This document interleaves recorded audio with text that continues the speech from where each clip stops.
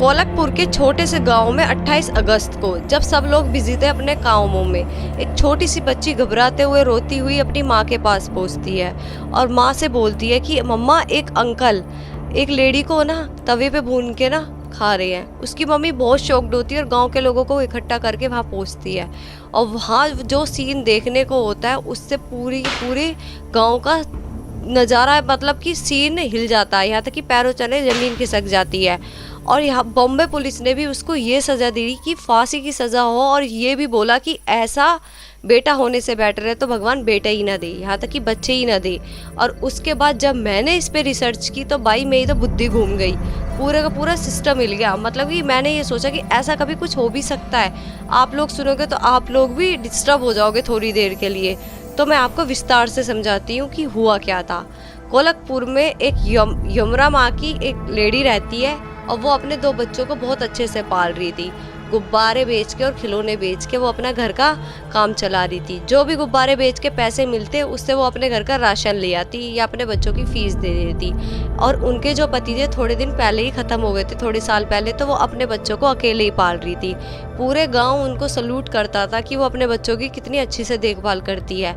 पहले बेटे का नाम है राजू जो उनका बड़ा बेटा है और छोटा बेटे का नाम है सुनील जो उनका छोटा बेटा है। और ऐसे करते करते थोड़ा दिन बीता। बीतने के बाद बड़े बेटे तो अपनी लाइफ में सक्सेस हो गया और उसने अपनी लाइफ बसा ली, पर जो छोटा बेटा था वो इतना बिगड़ गया कि वो पूरा का पूरा नशे में चला गया।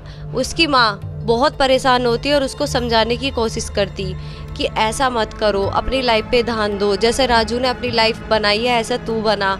और वो फिर अपना सुबह अपने काम पे चली जाती, हर गांव जाती और गुब्बारे बेचती, खिलौने बेचती और दोपहर में अपने घर आके अपने घर का काम करती, फिर शाम को गुब्बारे बेचने जाती। ऐसे करके उनका राशन और पानी आता और ऐसे करके उनके दिन कट रहे थे। पर जो सुनील था वो इतना नशे में जा चुका था कि उसका नशे का इलाज भी कराया तो उसके बख्शी बात नहीं रही, क्योंकि उसकी बॉडी को उस चीज़ की आदत हो गई थी। उसके बाद वो इतना नशे में था कि अपनी माँ से लड़ाई करता और पैसे लेके जाता, अपने घर में लेके चुरा के चले जाता। तो एक दिन क्या होता है, आता है वो दिन 28 अगस्त। उसकी माँ हर रोज़ की तरह सुबह बेचने चली जाती है गुब्बारे और सुनील पड़ा था नशे में उसको छोड़कर। उसकी माँ को लगा मेरा बेटा भूखा है, प्यासा है, मैं उसके पास आके अपना खाना बनाती हूँ, उसके बाद फिर जाती हूँ। वो 1 बजे आती है खाना बनाने के लिए, बट उधर सुनील वेट कर रहा था अपनी माँ के आने का, क्योंकि वो उठ चुका था और उसको तलब लगी थी किसकी, ड्रिंक करने की। तो बस वो ये देख रहा था कि मेरी माँ आएगी और मैं इनसे पैसे लूँगा और चला जाऊँगा। उसकी माँ पहुंची, माँ देख के समझ गई थी कि सुनील पैसों के लिए बैठा है। पर उस दिन सच में ही उस माँ के पास पैसे नहीं थे, जितने पैसे आए थे वो अपना राशन ले आई थी उसमें। और ऐसा नहीं था कि राजू अपनी माँ से कहता नहीं था कि आप मेरे पास आ जाओ, क्योंकि माँ तो माँ होती है ना। माँ तो सुनील के लिए मर रही थी, उसे पता चल गया था माँ को कि सुनील का कुछ नहीं होने वाला, मुझे इसका सहारा बनना पड़ेगा, राजू की लाइफ में बहुत कुछ है। तो बस माँ का दिल, माँ अपना सुनील के पास रही और अपने दिन काटती रही। उसकी उम्र भी ज़्यादा हो गई थी, 65 या 70 के अराउंड थी।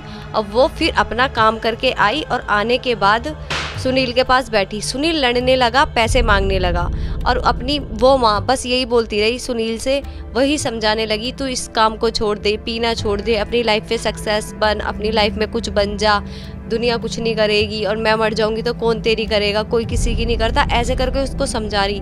बट सुनील के दिमाग में एक ही था, तू पैसे दे दे, पैसे दे दे, पैसे दे दे। उस दिन माँ के पास सच में पैसे नहीं थे और माँ को धक्का मारने के बाद तू मैं करते करते माँ भी कुछ नहीं बोली। माँ कब तक कुछ बोलती, माँ चुप हो गई। उसके बाद सुनील में इतना गुस्सा आ गया कि वो रसोई की तरफ बढ़ा और चाकू ले आया। चाकू लाने के बाद उसने तक कुछ नहीं करी और अपनी माँ पर वार कर दिया। जब तक वार करता रहा, जब तक माँ चली नहीं गई इस दुनिया से। उसके बाद भी इस पूरे ख़त्म नहीं होती यहाँ ये स्टोरी। इसके बाद तो इतनी हैवानियत करी कि मैं भी पूरे रोंगटे खड़े हो गए थे जब मैंने इसके ऊपर सर्च किया था। वो बेटा उसने ये वाला हिस्सा खोला और ये वाले हिस्से के अंग को निकाल के तवे पर फ्राई किया और उस माँ के पास बैठकर ही उनको खाया। लिटरली खा रहा था वो। ये केस सोल्व हुआ एक 8 साल की बच्ची से। 8 साल की बच्ची वहाँ पर खेल रही थी और उसकी बॉल उनके घर में चली गई। वो बॉल लेने गई तो उसने ये सब कुछ देखा उसके बाद वो चिल्लाती हुई गांव की तरफ पड़ी और माँ के पास पहुंची। अपनी माँ के पास पहुंचने के बाद पूरा गांव इकट्ठा हुआ और उनके घर की तरफ पहुंचा। घर में जब उन्होंने ये अपनी आंखों से देखा तो किसी को वॉमिटिंग लगने लगी, तो कोई बेहोशी हो गया। और जब वहाँ वो पहुंचे तो ये पूरा का पूरा सिस्टम ही हिल गया था उनका, क्योंकि वो बेटा जब भी उन चीज़ों को खा रहा था। और वहाँ पर मौके पर पुलिस भी पहुंची, क्योंकि गांव के लोगों ने पुलिस को इन्फॉर्म कर दिया। पुलिस पहुंची, पुलिस ने सब चीज़ देखी, अरेस्ट किया उसको, बॉडी को पोस्टमार्टम के लिए पहुंचाया। और जो भी वहाँ के सारे सबूत थे, जैसे चाकू था, प्लेट्स थी, वो सब उन्होंने अपने अंडर में ली। जब पोस्टमार्टम की रिपोर्ट में भी यही आया कि हाँ, इसको टुकड़ों में बांटा गया और उसके इतने चाकू थे कि उसकी गिनती ही नहीं थी कि कितने मारे हैं। और उसका दूसरा मकसद था कि माँ का दिल फ्राई करके खाने का। और फिर उसकी भी पूरी पार्ट्स मेडिकल हुआ, सुनील का भी, और मेडिकल में साफ उनके अंग निकले, माँ के पार्ट्स के अंग निकले। आप सोच सकते हो ऐसा कुछ भी।